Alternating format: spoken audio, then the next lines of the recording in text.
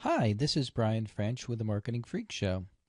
It's the holiday season, so in this issue, we're going to put aside marketing issues and we're going to kind of illustrate and give a tour of a product and service that we use that can help you connect with a little bit of your family history. So the product and service that we use and a little bit of a hobby of ours is American history. And what we've been able to do is track back through our family history, back 3, 4, 5, 600 years or so and beyond. And that's one of the great things about technology today is that it can be a very useful tool to discover information about your own personal family history. And everybody really has an important story to learn about their family. Over hundreds of years, there'll be sad stories and heroic stories. And this is something that you can capture pretty quickly, pretty efficiently with some online tools that are available. You can visit other episodes of the Marketing Freak Show and get marketing tips. So if you haven't been to Podomatic yet, the website is called Podomatic.com. And we have about 40 or 50 different episodes of marketing tips, business tips for you to review. So again, it's Podomatic.com, and then once you get to Podomatic, you can search for Brian French or Brian French Marketing Freak Show. And this is what the page looks like, our landing page to look at other episodes of marketing tips that we've done. So what we'll do is we'll go back and what we're going to be talking about is using tools to find a little bit about your family history. And the tool that is the most significant online tool is Ancestry.com. And this costs about 20, $30 or so a month for the online version. And the beauty of the online version is that it's a collaborative type of research that's done, over the last 50, 100 years of people collecting records and then posting records about certain people who you're related to. So the good news is that you don't have to do research entirely on your own. In fact, probably 95% of your family's research has already been completed by other people that you have yet to learn about and know about. So in my family's case, our family history was that my parents knew about was simply in the state of Maine. But with one little step, I was able to track back my family history from the 1700s back into the 1600s, and now we're going back, 500, 600 years or so. Also, one of the things that you might want to consider if you do get into studying your family history and genealogy is that there are societies that you can join when you qualify and submit the proper paperwork to these institutions. So here's, they have regalia that when you go to meetings, you're supposed to wear like these badges and stuff. And so there are many, many societies that you can belong to and, share information about American history, world history, and your own family history. The thing is when you go up in generations, and you go up, let's say, 12 generations, you actually have something on the order of 4,000 grandparents. So your family tree is much bigger than you think. And where it leads can be pretty fascinating. So it's likely that you probably have some historical figures, depending of the origin of your family. If it's Europe or England, then most certainly there is good records there. Some surnames are a little bit tricky because the record keeping was not as good as other regions. So I don't know about Asia, the Far East. But if you look at Europe, most records are pretty good going back at least 300 to 400 years. So American history and records kept in early America are actually quite good. They were very good in Boston and very good in Virginia. But these are the societies that you can belong to. So like this Ancient and Honorable Artillery Company of Massachusetts, that's a society that I'm joining currently, and you have to track back people who were a member of this in early America, were an officer of this. This was like the first army of America. And so when you join, they'll give you things like certificates, and I think it's an important thing to keep for future generations. Once you fill out the paperwork, it would be very, very easy for the next generation to follow and track the same family tree. So the work that you do on your family history is something that could live on for the next 200 years or so. So I think it's of value and something that you ought to look into and see if you find some interesting things. But there's different societies here. There's the Civil War folks. There's the Sons of the American Revolution and the Daughters of American Revolution. The Huguenots is very kind of significant. They have meetings that you can attend in each state. There's orders of different. Here's the Daughters of the American Revolution. And so there's people who get into this stuff actually join quite a few different organizations. There's the Descendants of the Mayflower, that's an organization, and obviously Jamestown is another kind of big society. So there's, you can look through all these different, here's Magna Carta. So if you can track back your ancestors to the Magna Carta, which is in the 1200s or so, and I'm kind of in the process of tracking back to Magna Carta because I think we have some grandparents that they're actually called gateway people. So if you can track back to early America, then again, that person back another 800 years or so, or 600 years, has already been completed. So you only have to make the connection for maybe the last couple hundred years, and the other one has already been established by other people. I would also mention that there's a lot of websites out there that have been completed by other people. So in my case, my family and my surname is French, and so French Family Association.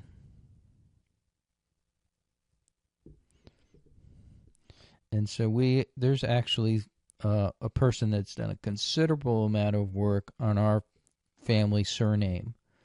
So I mean, I've spoken to the person who runs this site, and they've spent at least 20, 30 years of their life researching the surname, our surname. And so, it's kind of interesting because there's, references to different, noteworthy people that are, that you never knew about. So this is how I first started. I came across this, and then I found my root ancestor that came to America. So you can see, different people, and, whether they be politicians or war veterans or celebrity types. Given the number of relatives and grandparents that you have, I can kind of assure you that you have somebody kind of interesting. Here's Daniel Chester, who's actually the person that did the Lincoln Memorial. So he was the craftsman that carved the sculpture that did the Lincoln Memorial, is Daniel Chester, French. And then there's many more people that you can kind of learn when you discover websites that are all the hard work that other people have done that can be discovered by your family and documented. So just kind of be aware that there's probably a website out there for your surname that you have yet to discover. But we'll go to Ancestry.com, and Ancestry is, again, this collaborative database, and you can collect and start on a tree by simply adding your name and then adding your parent's name. And so obviously it displays things in this hierarchical structure here. And so it'll start with one person, and then it goes to the parents, the mother and father, and then you add these. And once you get up to your grandparents or great-grandparents, what will happen is you'll get one of these leaves. And these leaves will be a hint about what's above or what's relevant about, in this case, this person's name is William French. So a leaf is a hint, and it's a historical hint for you to review and see if it looks like a legitimate data point that you can add to your tree. So I'm going to go at this hint here and then look and see what it's giving as far as a hint. So a lot of data. There's 16 different data points here to review. And so we can simply add these. So I'm going to add for William French, he was born in 1603, and so I'm going to review the hint and save it. And then I'm going to go back, and it's going to give me another one. And so let's say here's one that mentions the mother and father. So I'm going to review it. And I'm going to save it. And then it's actually going to give me, you can see here, this person arrived and departed England in 1635, and so this is their migration records. So that's one of the things that I kind of go back, is I want to find when people first arrived in America.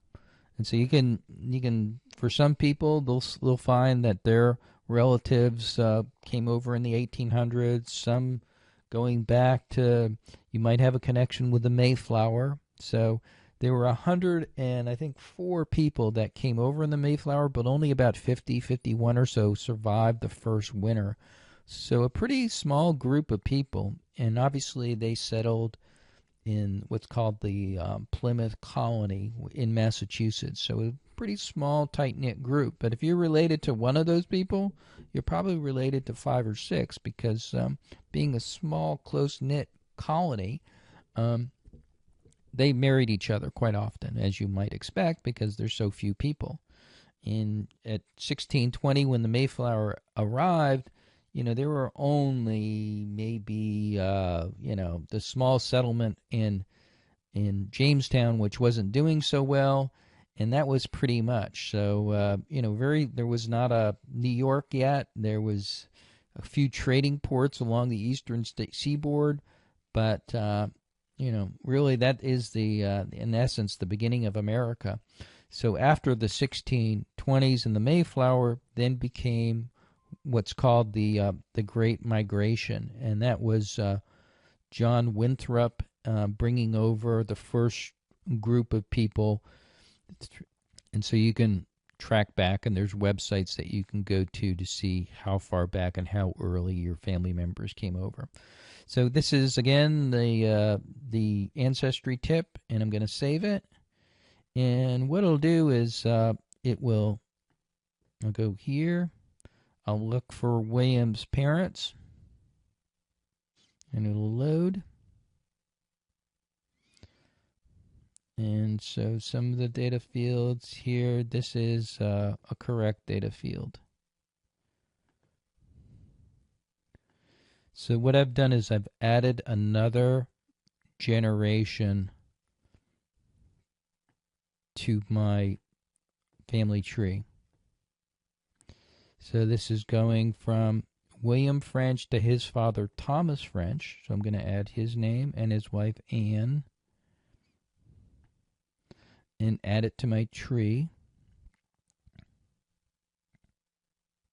Okay, very good. And then we can go back and we can look at the family tree and kind of get the lay of the land, so to speak. So there's William, there's Thomas, the father, and there's Anne. And you can go back further and further. So I've actually gone back using this methodology back to people that are like in the 1200s. So is that the same as verifying and getting in a historical society because of it? No. Every step of the way has to be provided paperwork, and starting with yourself. So when you join a historical society like the Sons of the American Revolution or the Mayflower Society or the Civil War societies, you have to provide paperwork. And This is one group. This is the sons and daughters of pilgrims. So if you come over before, let's say, the 1700s, then you fill out this paperwork, and you're going to have to provide documentation, and even, a copy of, let's say, your birth certificate and some information about your parents. And then you provide a folder to these folks when you submit this. And so you track each one of your ancestors back every generation, putting in these data fields. So this is what these forms look like. So this is the sons and daughters of pilgrims, and in joining this, you have to find people going back to before 1700, which is probably that's not a hard one to get into. But so you submit this, you pay them some money, and they send you a certificate, and then you attend meetings and meet other geeks that are interested in this kind of stuff. So, hopefully you've have some interest in pursuing your family history. And the good news is that, there are these tools available. Ancestry, when I first looked at it, and their TV ads seemed kind of trite to me, but you can find some pretty amazing things by going up a tree and then going down a tree. So, again, it's not unusual to find people who are pretty significant in your family tree. So, in our family, we're related to the Bush family, George Bush. So we can actually find pathways to connect to, ancestors that were related to different family members. So here's our connection to the Bush family, and you can kind of see it's, cousins, distant cousins.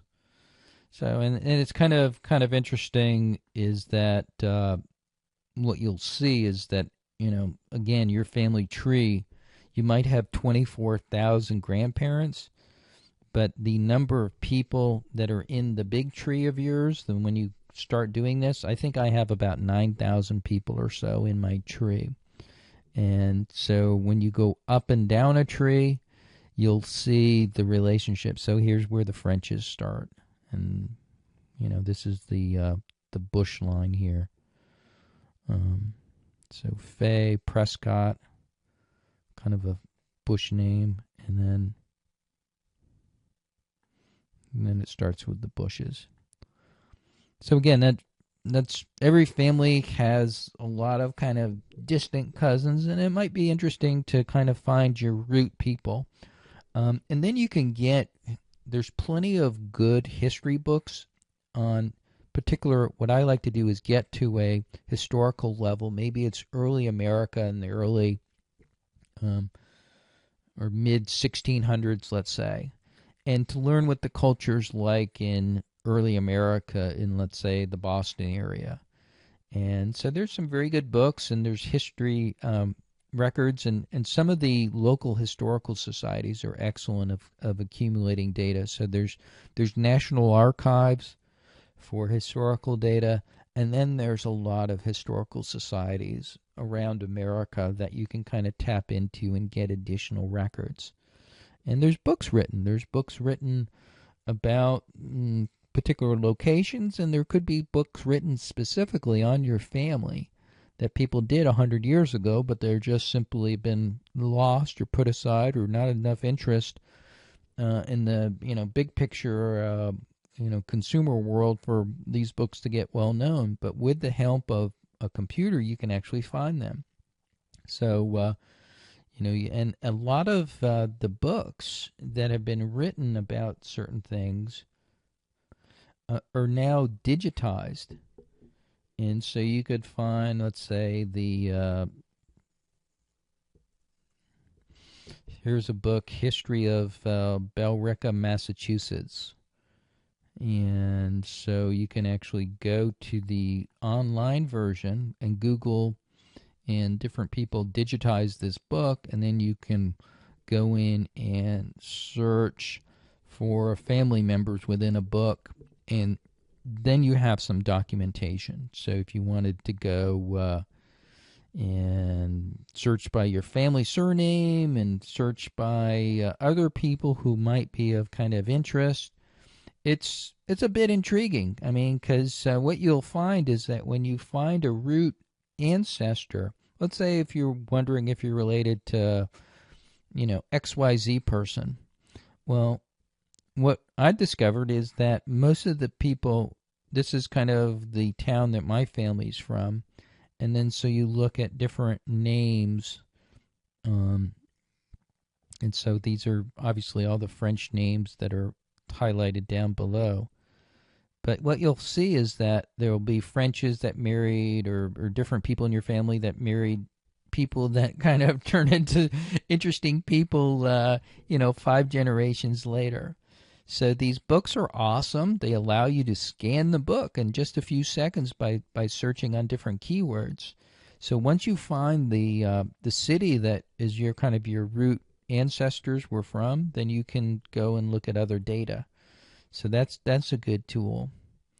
Again, Ancestry is going to be the way that you keep records and track things. And so if you wanted to, you can also see different formats of viewing your family tree.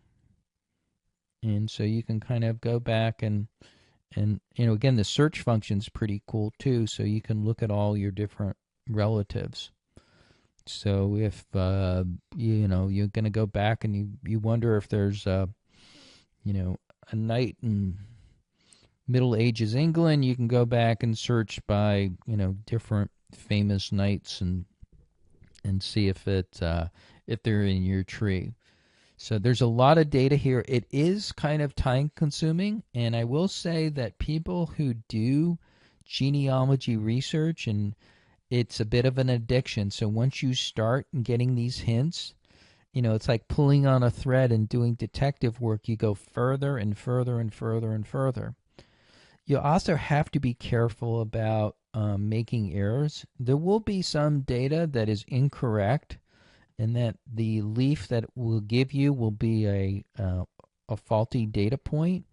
So you want to go through the process carefully, and whittle out the things that are just you're not sure about or don't look right, and try to accumulate data that you can use to submit to a historical society. So, again, here's what a data point looks like.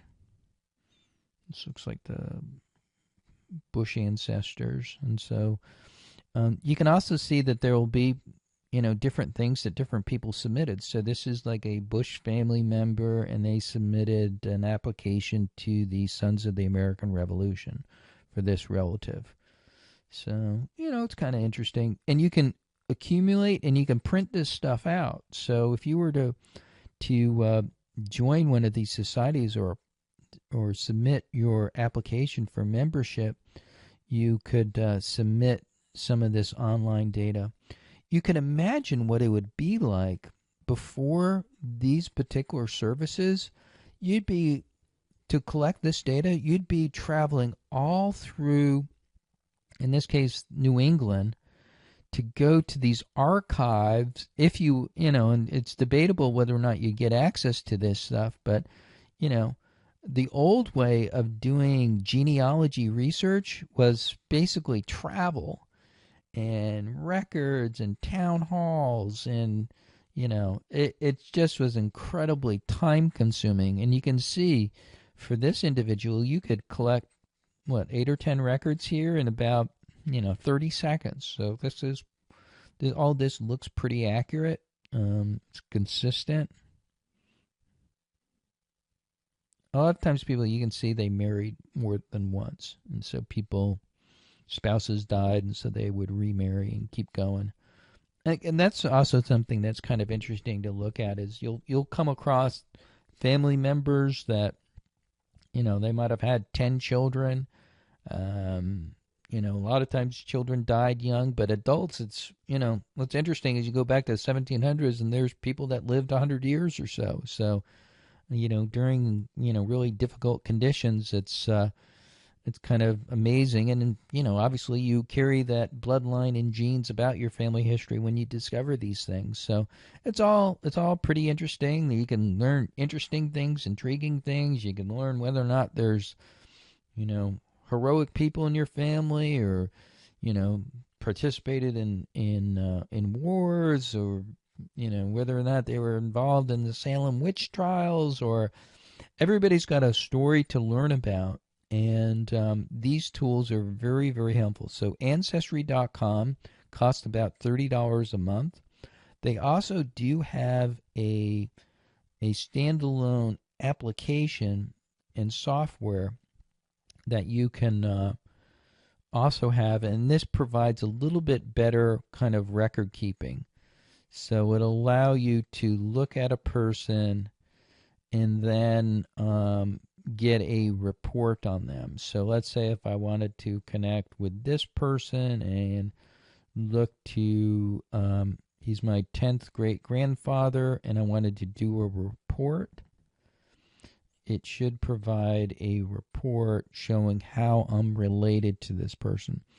So a lot of time you accumulate a lot of data, and you want to kind of say, well, how does maybe you want to share with a family member. So this would be how you would share information, because obviously in this case, there could be thousands of people in your family tree. So I think I have about 9,000 people who I've entered into my family tree, and you can kind of have different reports. So this is the Family Tree Maker, the 2012 edition, and there's actually kind of products that you can, let's say if you want to do a calendar for your family history, this company, you can kind of outsource the data from Ancestry Family Tree Maker here, and this does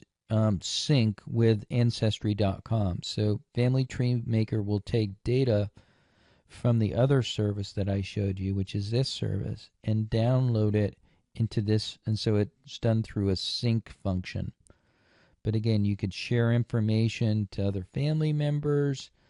And okay, so that's a bit of a tour of tools that are available online, and tools that you can look at again are the Family Tree Maker 2012 edition, which is a software package that does take data from Ancestry.com. This is all online.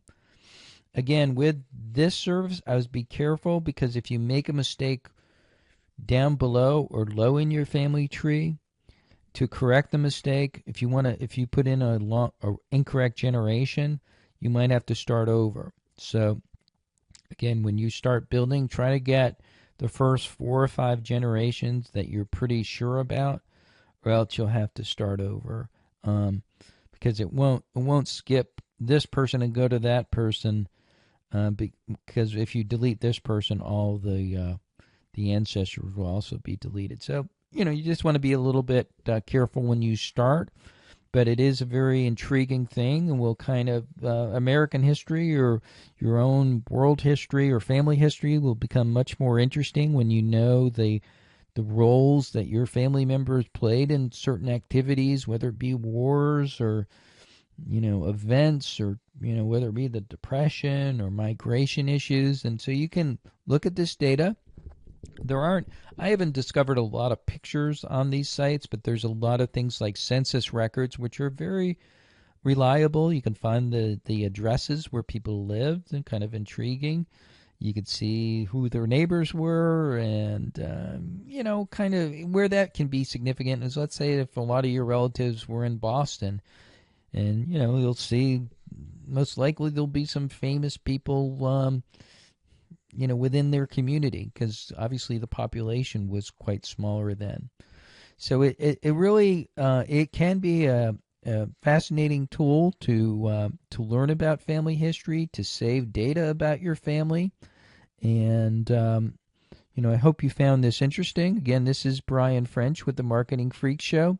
Please remember to go to Podomatic.com. This episode obviously was about not about business, not about marketing, but about some of the new tools available to help you track and document your family history. In our next episode, we'll get back to marketing and give you some tips and ideas to help grow your business. This is Brian French with the Marketing Freak Show, and thank you for listening, and have a great day.